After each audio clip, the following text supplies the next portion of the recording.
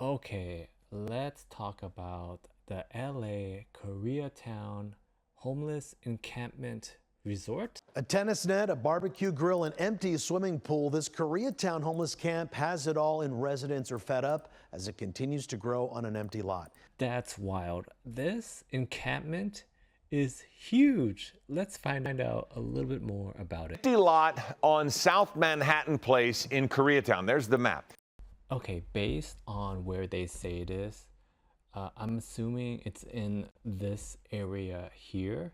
Interesting thing about this is that if you look around, the apartments and things that are for rent around this area, or on average $2,000 a month. I mean, there's one right here. It's $6,000 a month to rent this. Check out this property here. Check this one out right here. All right, this it looks like an empty lot from the Google Maps, but it's $2.4 million for you to buy that. At least on Google Maps, it looks like an empty lot, but it's $2.4 million. And listen, we're a block away from this encampment for one reason. It's not safe. ICAO flew over this large encampment in an empty lot in Koreatown. It's right in the middle of apartments and businesses. Dozens of tents, bikes, clothes, and boxes scattered on the ground. There's even what looks like a volleyball net, and neighbors say there's a kiddie pool somewhere in there too. This is a huge lot if you really think about it. If you saw the photos earlier from the Google Maps, it looks like there used to be a house or apartment here, and most likely it got leveled to build something else. And they're saying that they're having a really hard time kind of clearing out this encampment because this is private property. Somebody owns this in Delaware. No, most likely it's like a shell company or something that owns this, that's registered in Delaware. And that's why they're having a hard time clearing this, because there are laws against, just raiding a private property.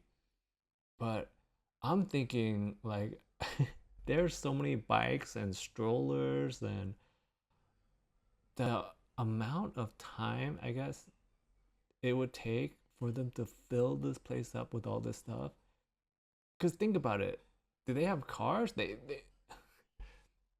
They most likely, like, piece by piece brought all this stuff in here.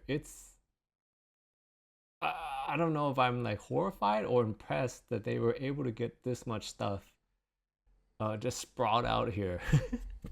Started with just a few tents back in the spring.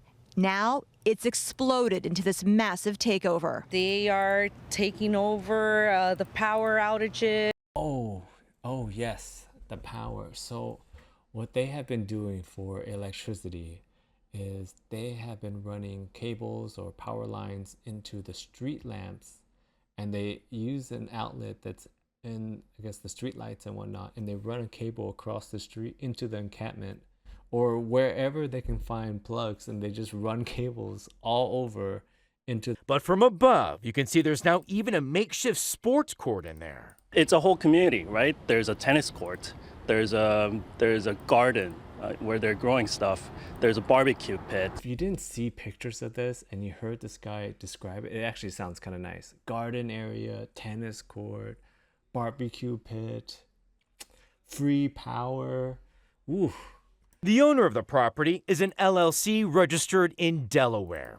They never returned our request for comment, but the council member says they are cooperating and should be putting up no trespassing signs along this fence soon, which will then allow LAPD to step in.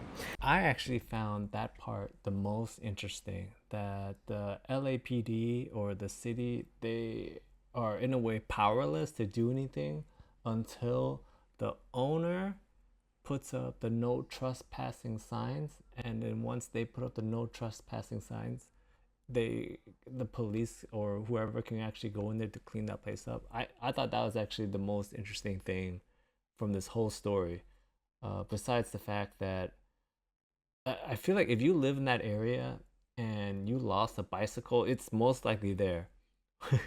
Like, how did they get all that stuff in there?